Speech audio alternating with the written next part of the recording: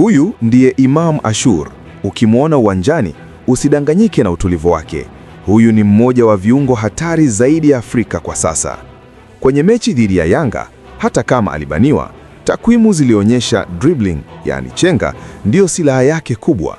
Imam siyo kiungo wa kupiga pasi za pembeni tu, ana uwezo mkubwa wa ball carrying, yani kuchukua mpira kutoka chini na kupasua msitu wa viungo wa timu pinzani. Uwezo wake mkubwa ni kuwa box to box midfielder.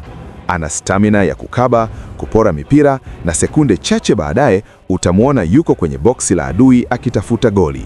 Ni injini inayotembea. Lakini hatari yake namba moja ni mashuti ya mbali. Ukimpa nafasi nje ya 18, ana mguu wa kulia wenye baruti. Ndio maana mabeki wengi humhofia kumwacha huru eneo la zone 14. Kwa kifupi, Imam ni mchanganyiko wa nguvu, kasi na ufundi. Je, unadhani kuna kiungo yoyote wa ligi kuu Tanzania anayefikia profile ya Imam Ashur?